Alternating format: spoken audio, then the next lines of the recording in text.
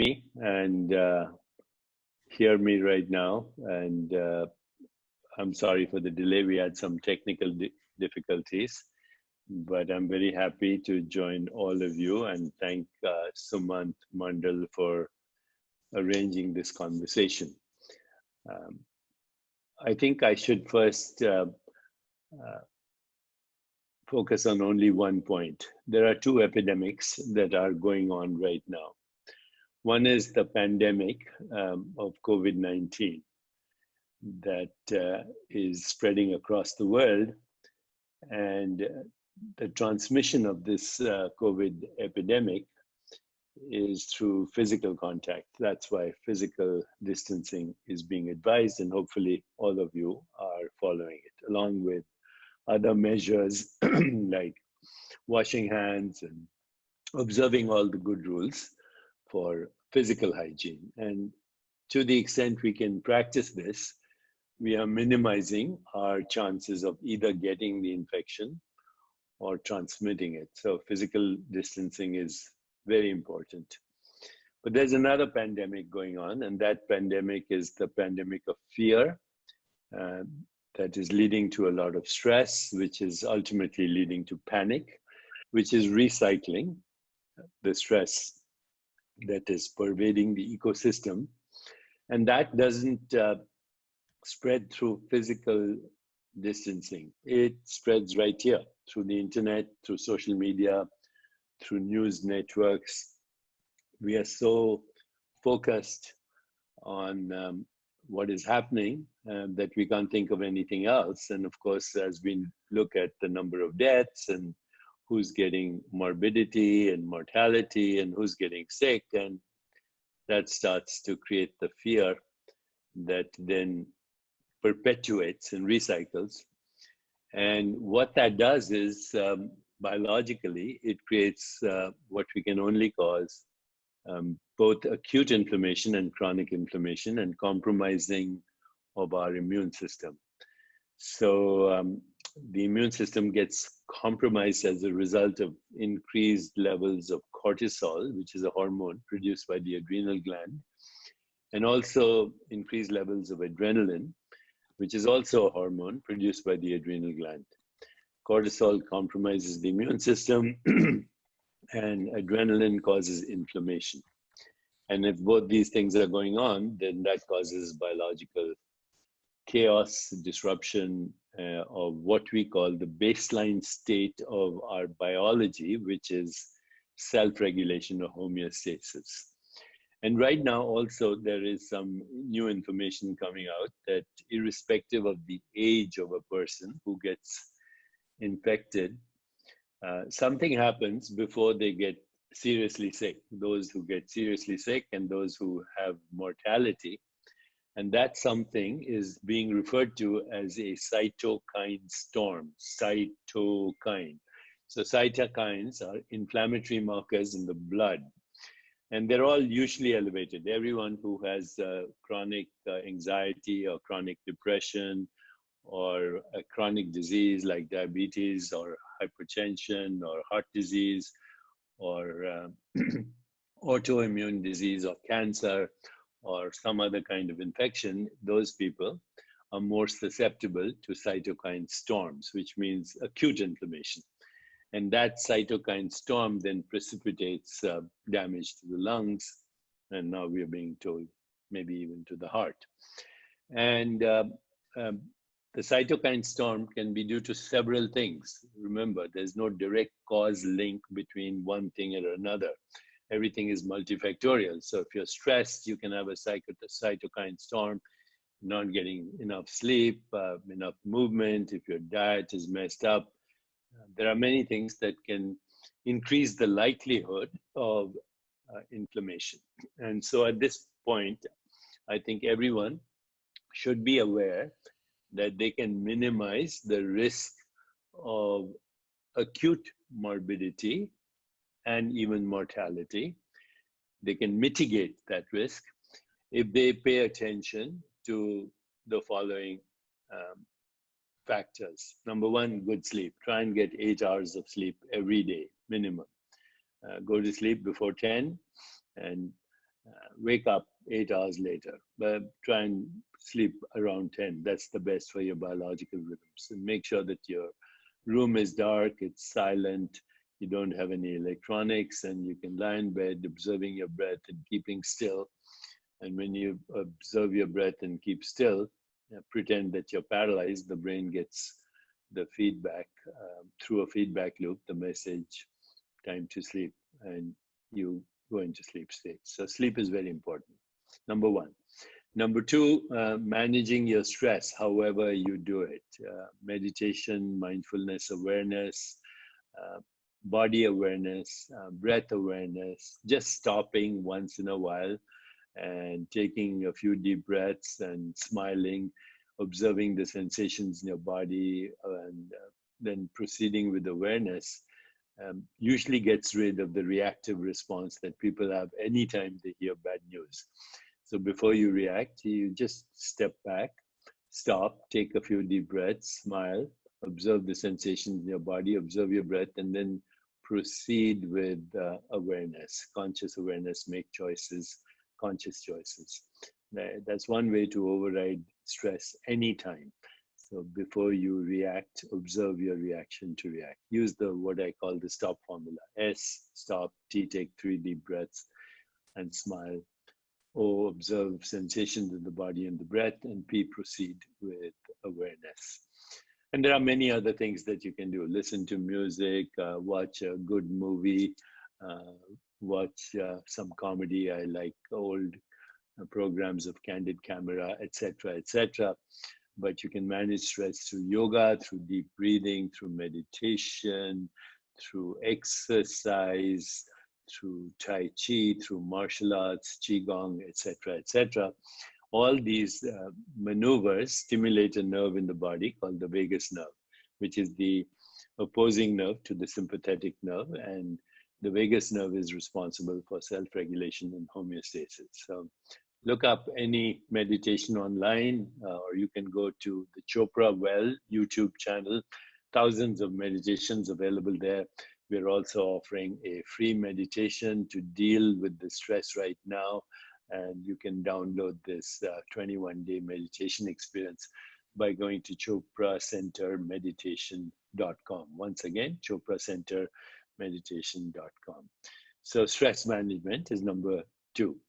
Number 3 is movement. I've already emphasized that there are special kinds of movement, but try and move 5 to 10,000 steps, even if you're indoors, or stand up every hour and move a little bit. It'll help you a lot, even if you're not doing other kinds of sophisticated exercises or yoga or breathing exercises. So that's the third thing, movement. The fourth thing is your emotions. And so anytime you feel stressed, anytime you feel anxious and angry and hostile or depressed or guilt or shame, or you lose energy, and that compromises the immune system. So try and focus on healthy emotions and healthy relationships, what we call attention, deep listening to people around you, and even through FaceTime and other ways. Affection, let people know that you're caring for them. Appreciation, notice the gift that they bring to your life, to your relationship. And acceptance, don't try and change anyone right now. It's hard enough to change yourself. Healthy emotions. Yes.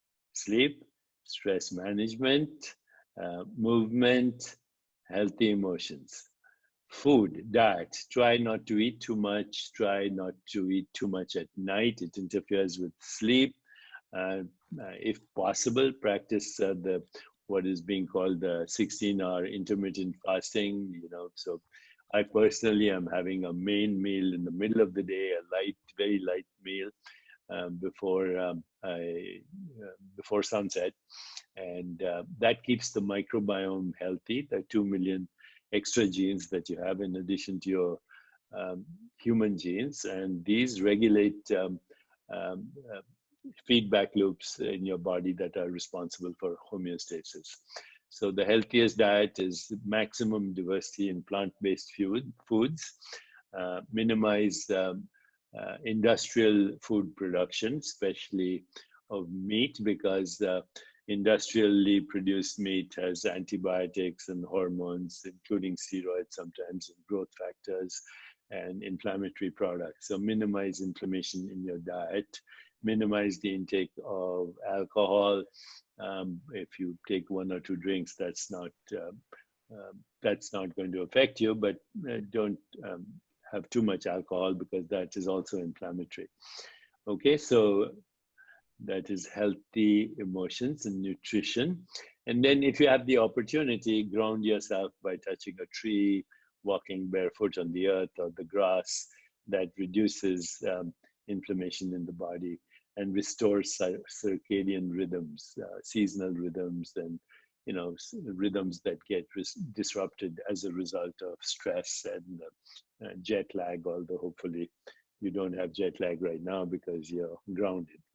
Okay, so those are the things you can do to minimize acute inflammation in your body and even decrease chronic inflammation in your body and decrease the likelihood of what we call cytokine storms.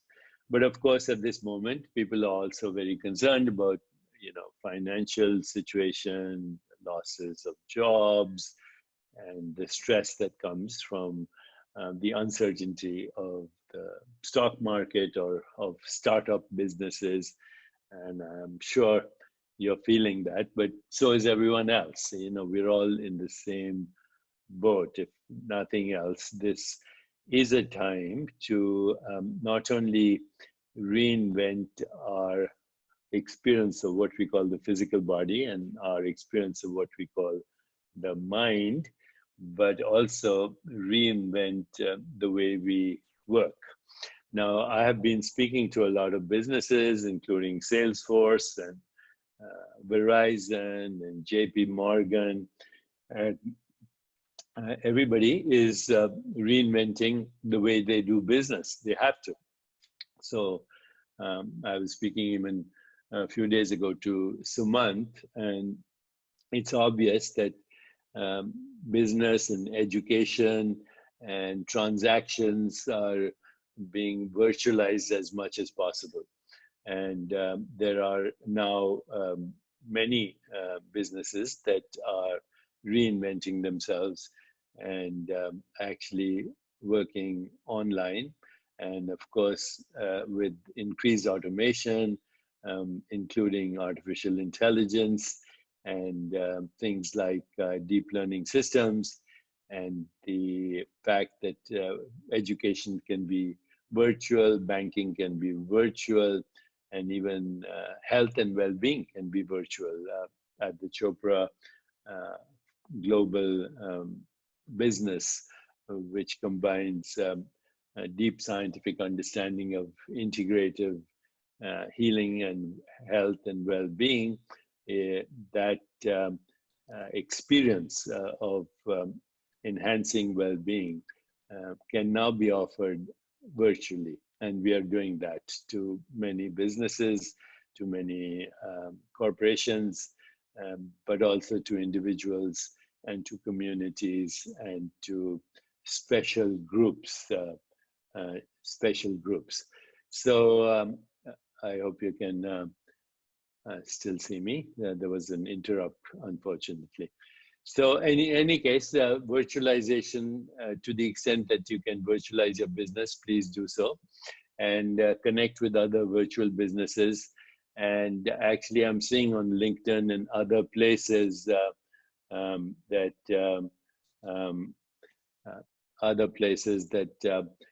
people are now applying for jobs internationally, virtually, whether they are in Chicago or Bangalore or Bangladesh. They're doing jobs internationally through the internet technology that we're using right now to have this conversation as well. So rethinking business is very important.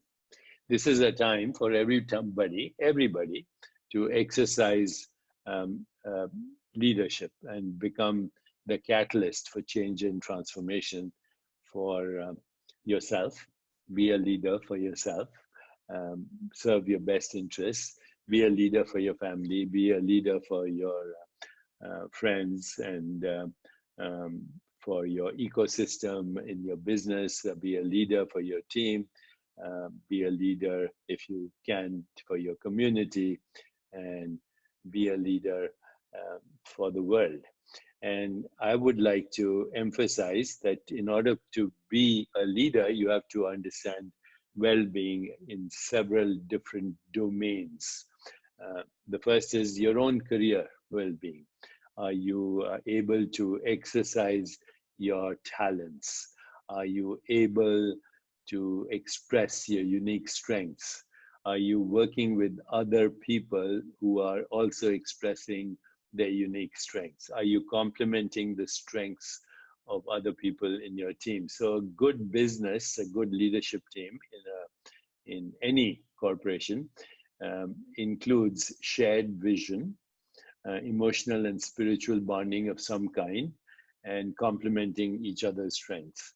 So notice the strengths that everybody offers to the team, complement them, know your own strengths.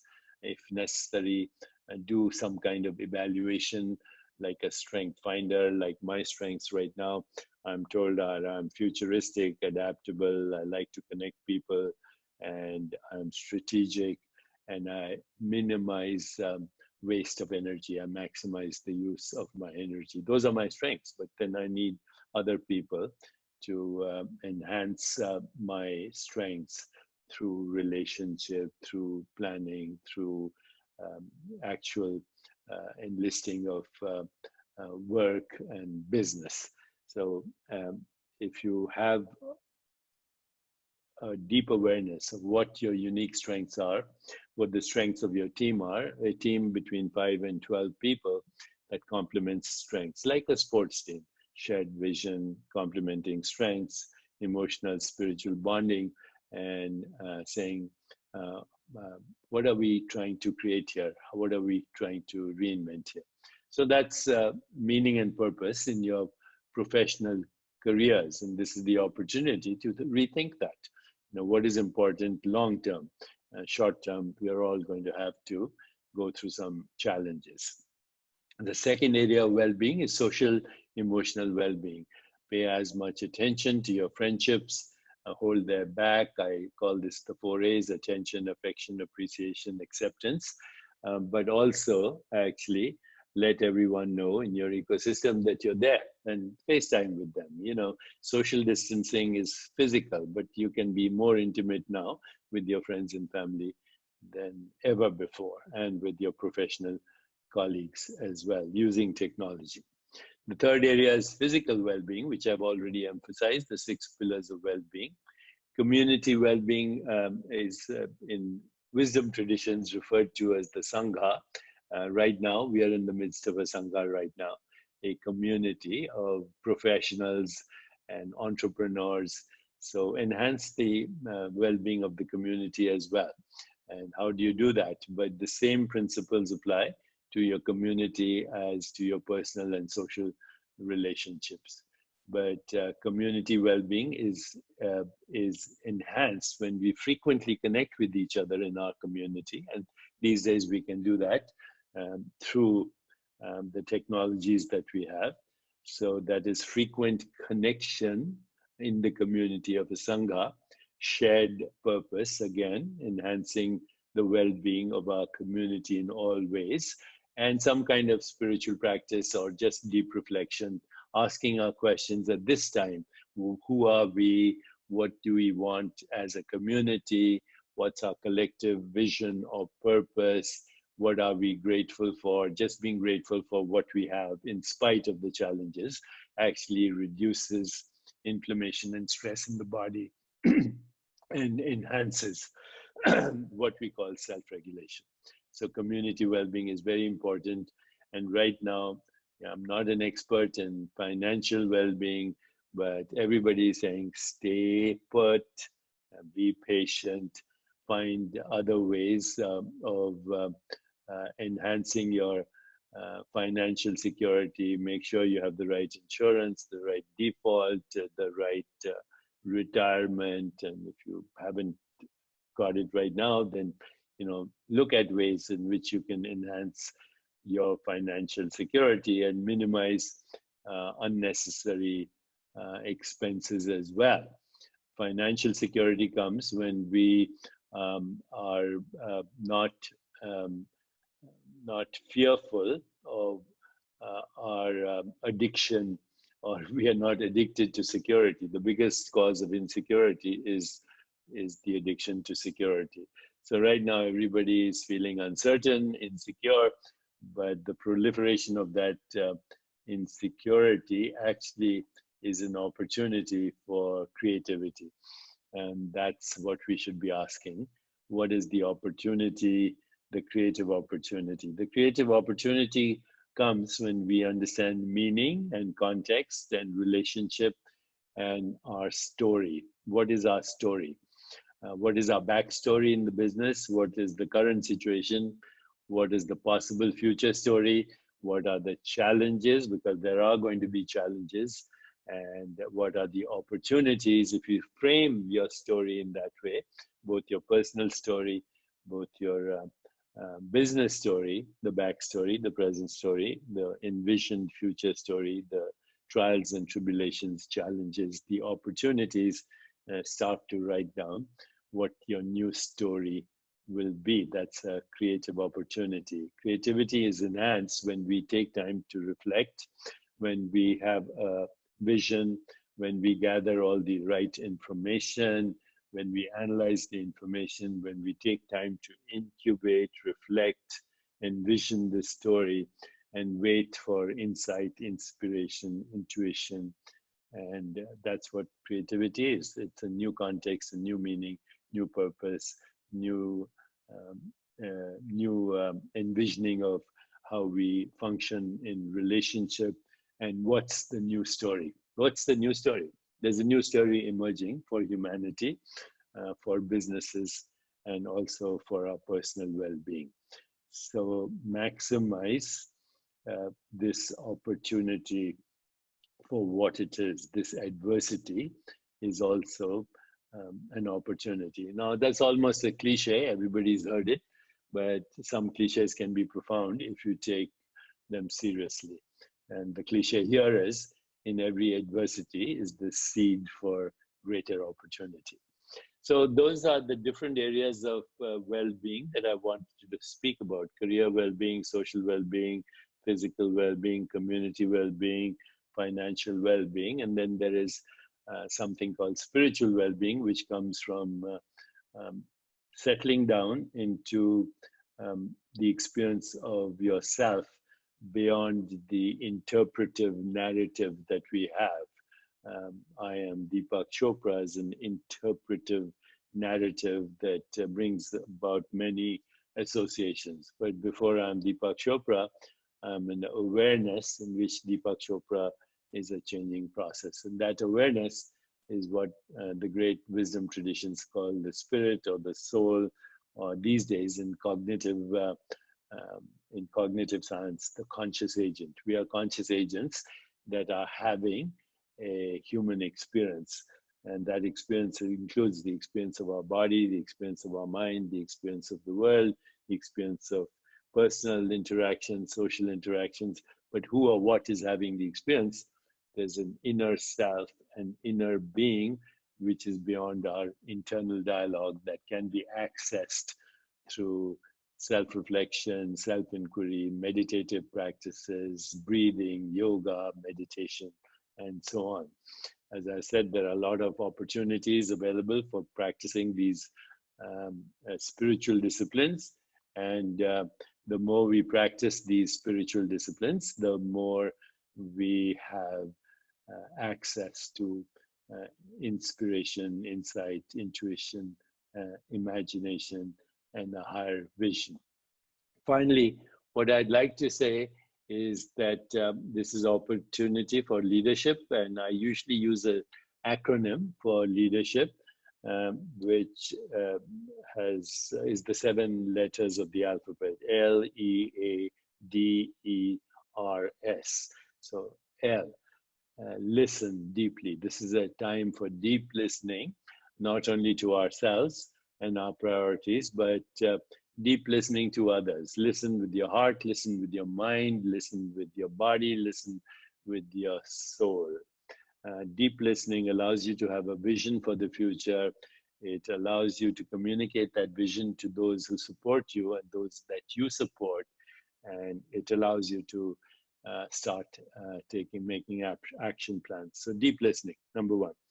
Uh, E stands for emotional stability, being in touch with your emotions, but also cultivating empathy, which is feeling what others feel, cultivating compassion, the desire to alleviate suffering, and ultimately cultivating love in action, which can make a difference.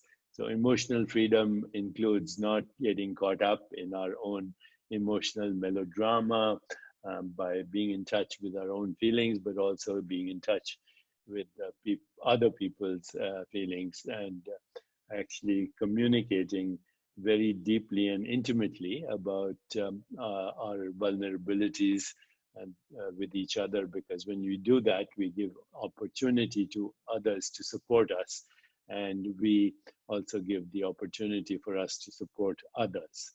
So that's emotional bonding and emotional freedom.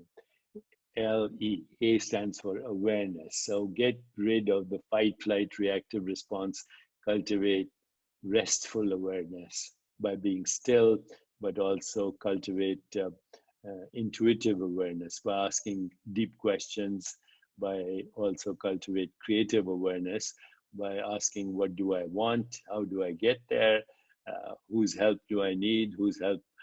Who can I offer my own help? Who can I collaborate with, etc. So beyond the fight flight response and the reactive response, we have something called the restful awareness response, the intuitive response, the creative response, the visionary response, and ultimately the response that comes from the spirit, which always dwells in infinite possibilities.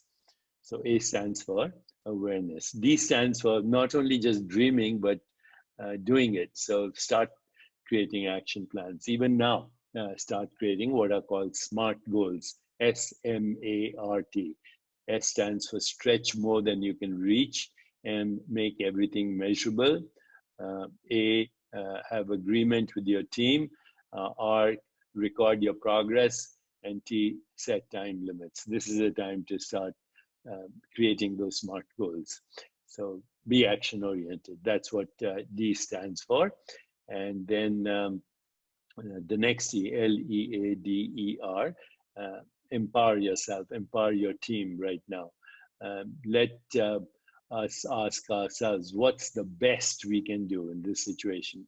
What's our best effort to create well-being for ourselves, for our teams, for our businesses, for our communities?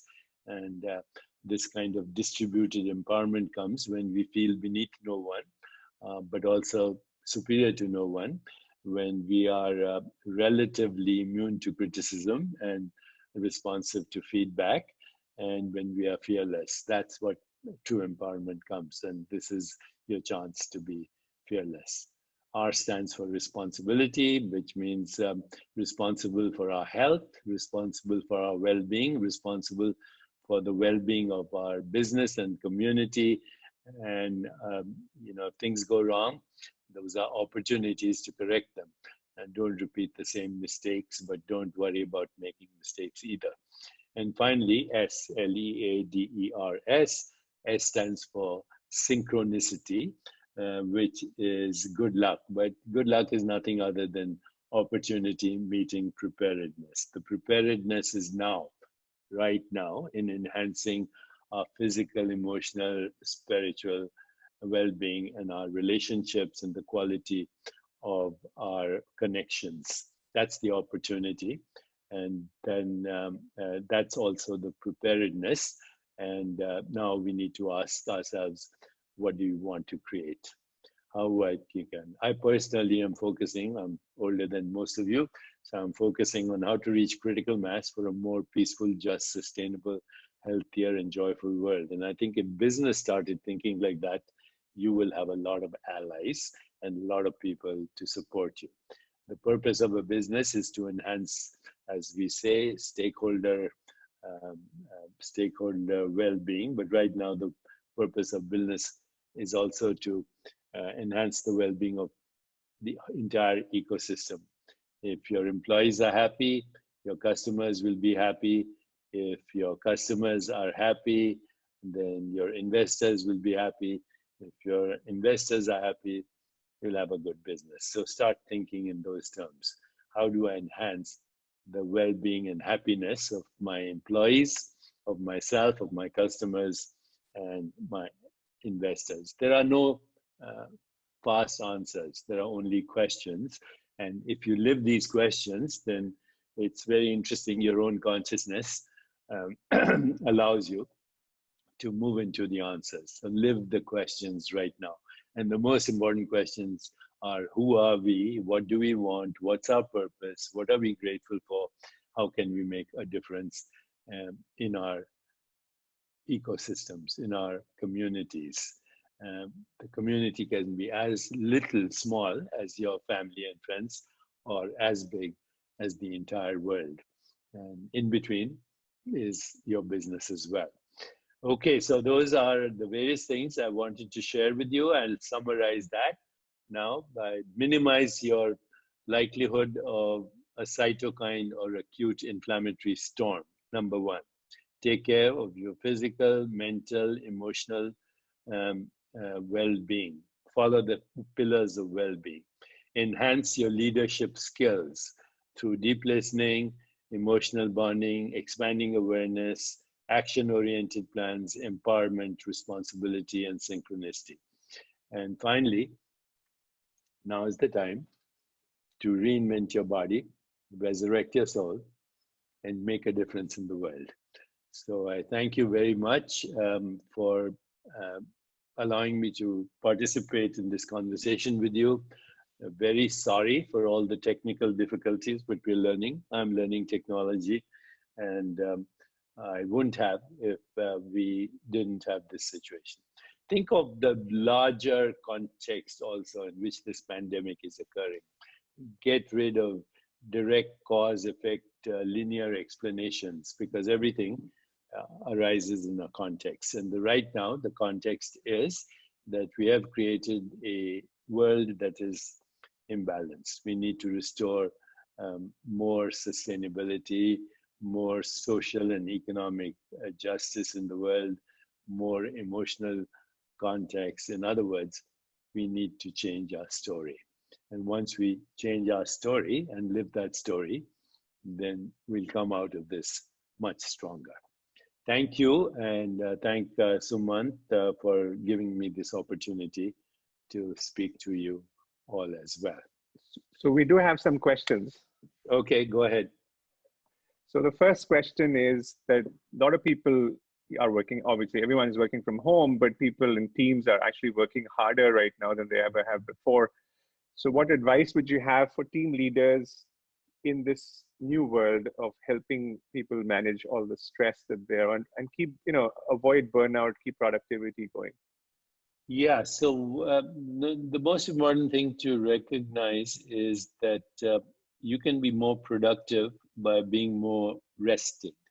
Most people, have been, in a sense, bamboozled to think that hard work, exacting plans, driving ambition is the only way to be productive. But actually, it is more productive to sleep well, manage your stress, and practice the 6 pillars of well-being that I have mentioned.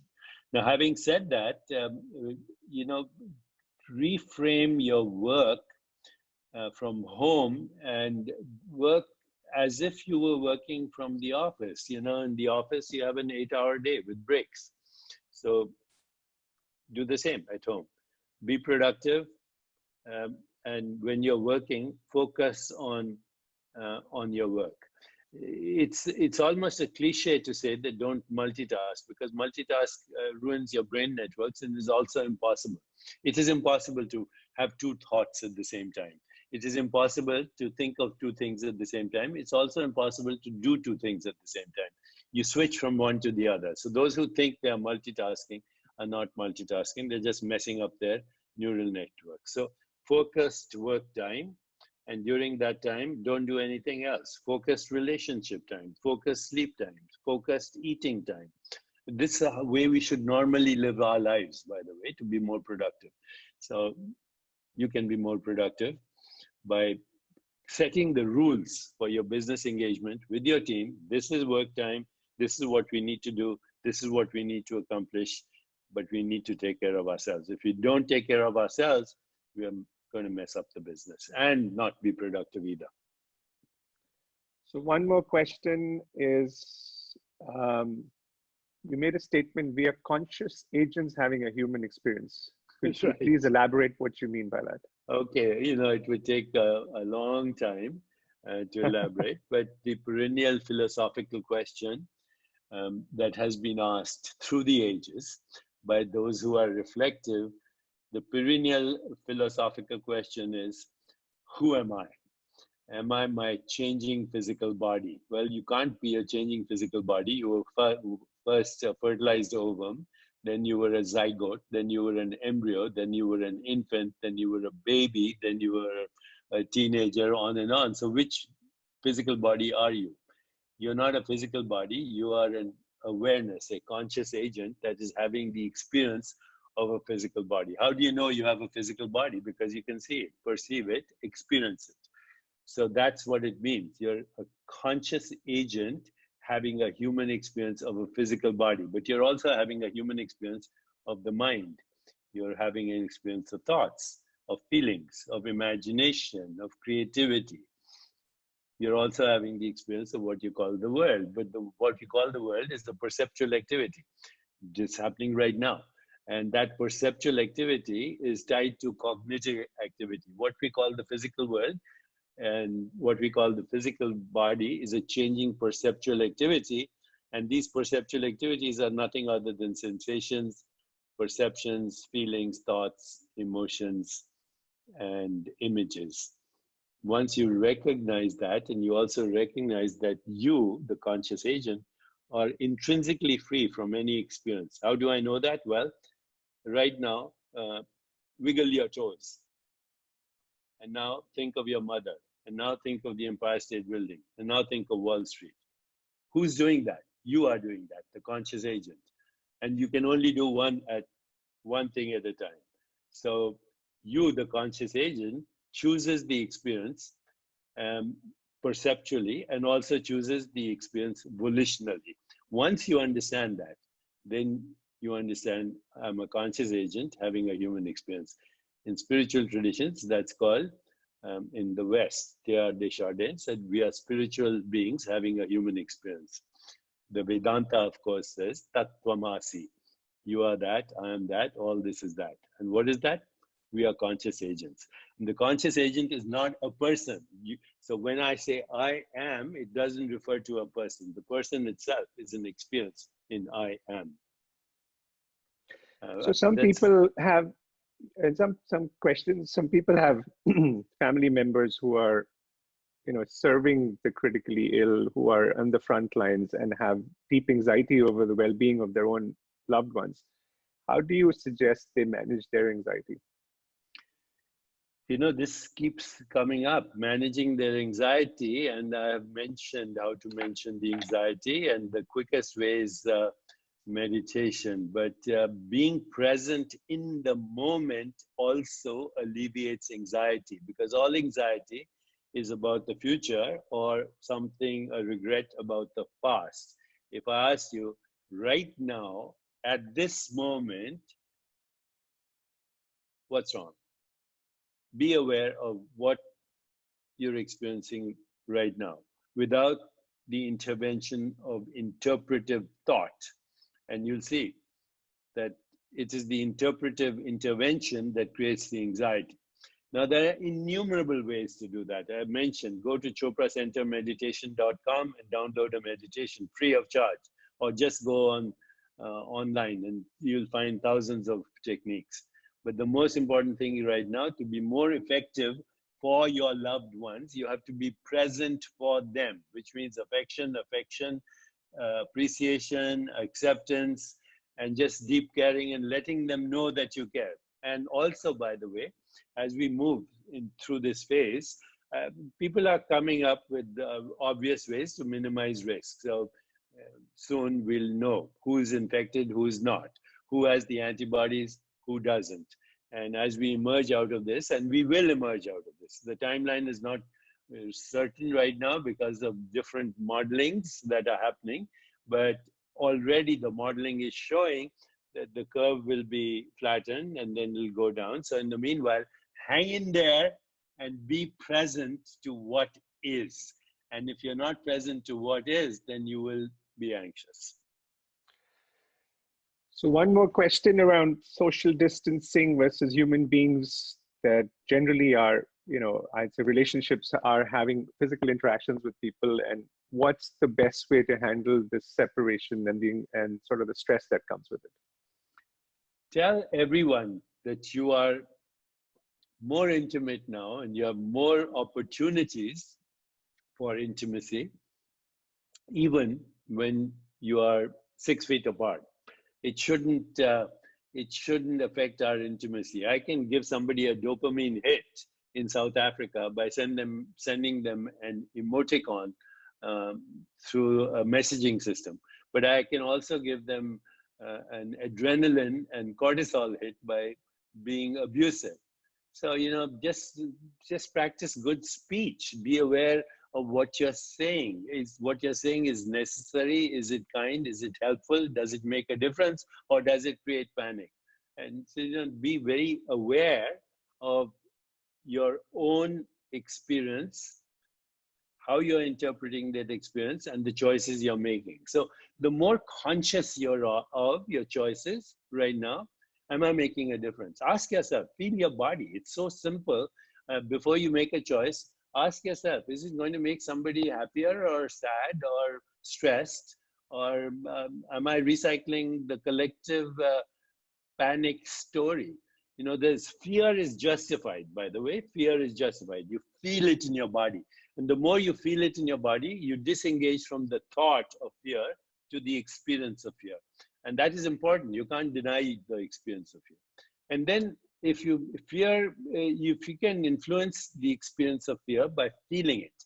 There's no way of denying the fear. The more you deny it, the worse it gets. So feel it, bring awareness to it. Ask yourself, question, what's your story? Is it fully justified? Is there another version of this story? We are so caught up in the story that this pandemic is going to wipe out humanity and everybody's experiencing existential anxiety and the fear of death. Well, we should have been aware of that all along. We take our existence for granted till something like this happens. If you don't take your existence for granted, you will make conscious choices for yourself, for your family, for your friends, for your business.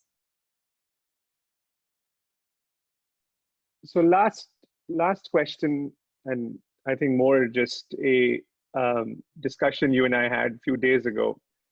What's the power of a community? And as a lot of people on the call today are entrepreneurs, they're building companies, they have teams, they have aspirations. What's the power? And this is the difference between creating a culture versus having a community. How would you explain that to these people? The community is a group of people, humans, that has a shared vision. And in spiritual communities, that shared vision is a higher calling. It goes beyond my personal motivation of just what's important for me and mine. So there's a higher calling that comes with integrity. Integrity means being authentic. It comes also with authenticity, which means not pretending to be who you're not. So, in the Eastern wisdom traditions, they say refuge in the Sangha. Sangha is the community. This is a community right now. Refuge in the Dharma. Dharma is the higher meaning and purpose. And refuge in the Buddha, which is a metaphor for expanded awareness. Or in other traditions, Seva, service, Sangha, community, and Simran, remembering our true spiritual nature as conscious agents having a human experience. Now we can rephrase that in many ways, but these days there is a lot of literature that is emerging on what is called emergence. Emergence is that something new happens which you didn't predict before. Actually, the COVID-19 is an emergent phenomenon. You know, people say, well, did it start in China? Was it made in a lab? Does it come from animals? All those things may be partially true, but the bigger story is much bigger. It has to do with the sustainability of the whole ecosystem. So cause-effect relationships are not there. This COVID is an emergent phenomenon, and it will disappear also because of emergence. So emergence happens according to theoretical, social scientists. Emergence happens when there is complete transparency in a community, when there is total openness to the system, so there's feedback possible, where there is shared vision, where there is emotional and spiritual connection with each other, where we are complementing each other's strength, and where we surrender to the wisdom of uncertainty. Because without the wisdom of uncertainty, there is no creativity. This is what is going to happen, emergence, for those who are patient enough to take the necessary steps. For those who are not, they're going to get caught up in the drama, and so be it. One last, I would say, part of one question was, which one of your books would you recommend people read right now? And then any last thoughts for us would be great. Thank you. Okay, so the easiest book to read for anyone who is starting this journey is The 7 Spiritual Laws of Success. How can you be successful? By being in touch with your own being, conscious agent. And then the other book, which is much more difficult for those who want to really wake up to reality, is called Meta-Human. It's my latest book. So those are the books: 7 Spiritual Laws for beginners, Meta-Human for anybody who wants to go further. The best advice I can give you is take it easy. Literally, take it easy. You know, because if you're not taking it easy, you're going to mess up everything, all the choices you're making. So relax, take it easy, be well, stay calm, and keep loving. Okay, and with that, thank you so much for taking the time this morning. And I hope everyone got something out of it. And I will say that my beard was inspired by yours. Thank you. We at least look wise, even if you're not. Okay, bye-bye. Thank you. Bye-bye.